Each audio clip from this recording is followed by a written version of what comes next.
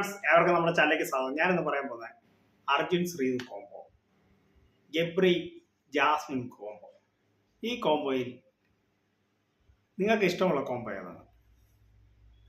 കൂടുതൽ ഹിറ്റായ കോംബോ ഇതിലേതാണ്? കൂടുതൽ ചാനൽ സബ്സ്ക്രൈബ് ചെയ്യുക.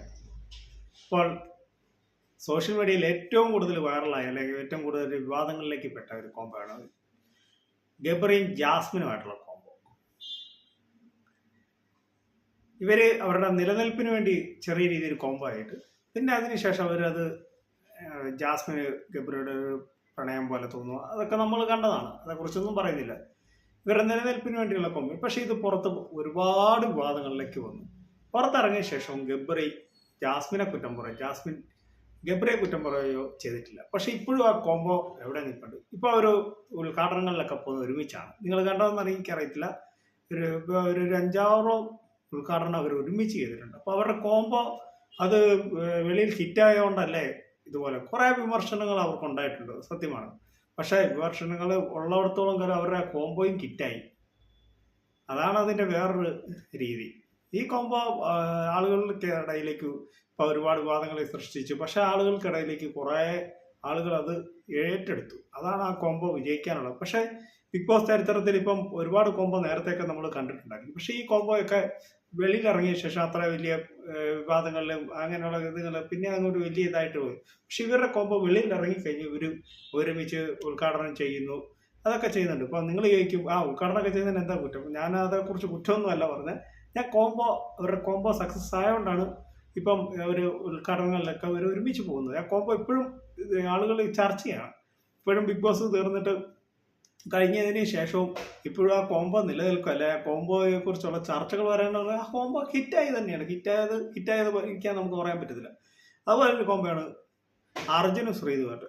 അതൊരു പക്ഷേ ഒരുപാട് വിവാദങ്ങളിലേക്കൊന്നും പോയില്ല. അവർ തമ്മിലുള്ള രാത്രി കാര്യങ്ങളിൽ അവർ തമ്മിലുള്ള എന്തെങ്കിലും ഫുഡ് ഒക്കെ കാശ് മോഷ്ടിച്ചെടുത്ത് ഇവർ തമ്മിലുള്ള അങ്ങനെയുള്ള ഒരു രീതിയിലേക്കാണ് അവരുടെ കോംബോ പോയത്.